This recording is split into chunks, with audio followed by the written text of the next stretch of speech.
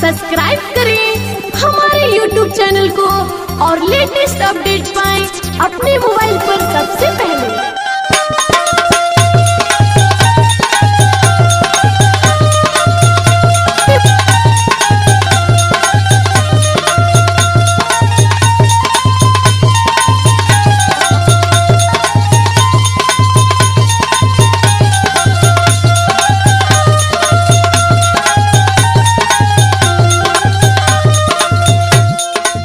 ए जी सुनो तानी। हाँ बोल बोल बोल। हम धूप में बहरा ना जाए तो तोरे बदे वहाँ मचान छनवाई हम। अरे धूप से हमके एलर्जी बना, एकदम स्किन खराब हो जाला। अरे हम जाने थे कि ते हालैंड से आयली। चलो काटा के क्यों सुना सुना तो सुना सुना तो 12 झर गल। गेहूं काटब ना करौले बानी सैया फेसियल। तो काहे न गौवा ब्यूटी पार्लर खोल लेती है।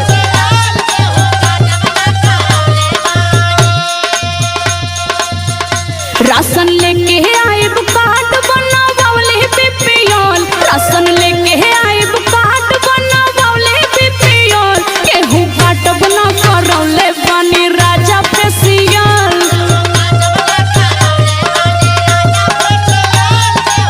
यही से ना दिक्कत बा, अब मजबूरी समझते नहीं बड़ा।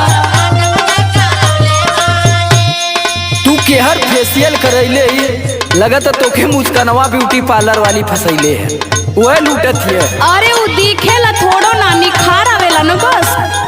अरे वो तो तू ऐसा नहीं, अगर गोर रहती तो फूक देती घरवा। गाँवे का एक भी आदमी कह दे कि तोरे चेहरा पे फेशियल का असर है। अरे 3-4 दिन बाद ना असर होला, अभी तो कल ये करा के नहीं सुना बा। रह तू गोरे छछु ना रोता का कर तू, रह तू गोरे छछु ना रोता। अभी है कहबा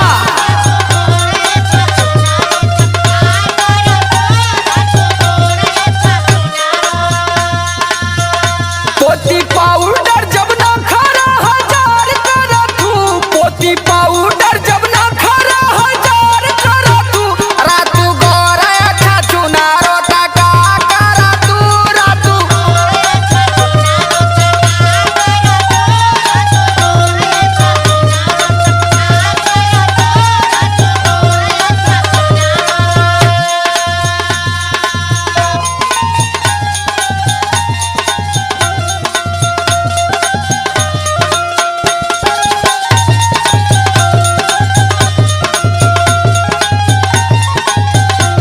सुना, और एक ठे परेशानी न बा, तोहरा पता ना हो।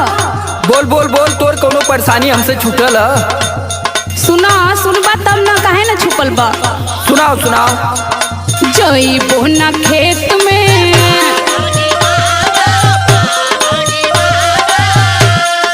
बबुआ बा पेट में। सगरों में अनारू कुल जाती तो ही के ज्यादा ना डोकी लगत है। जइबो ना खेत में बबुआ बा पेट में। लड़ा चाहे कुछ कर पहिला रियल। लड़ा चाहे कुछ कर पहिला रियल।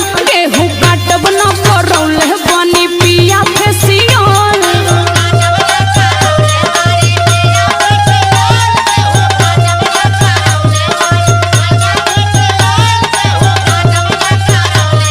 बहुत महंगा है, सहनाज का है, सोच लिहा। तब हम कहीं कुंडवा में का सरसोईया का भैल कर तू सहनाज का मसाज करवाओ। देहिला जब हमने दहीना तब तोरे समझ में आवाला। अब तक कुछ साफ हो गईली मसाज फसाज करवाए के। हाँ नहीं तो जब तू आयल रही ना, अरे बाप रे बाप। और तू जबले हंसत ना रही ना, तबले हम देखी ना पाई कि कहाँ है। अरे तो जब आवे करा तबे 2 दिन पहले में करौले रहली ना। अरे सुन तू कैसे रहली, बतावा। आइल रहली कौआ,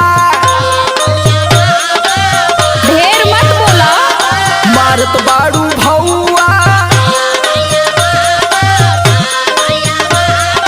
आइल रहलू कौआ, मारत बाड़ू भौआ। सुना समारे आलोक से तू अब लड़ा तू।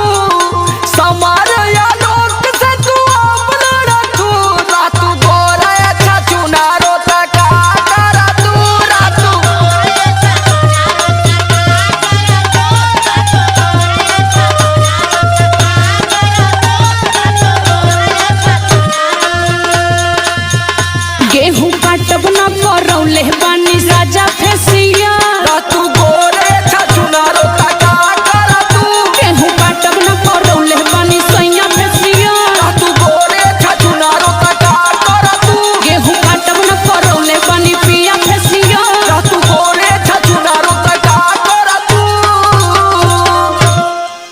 अरे तावा के तनु मजाई।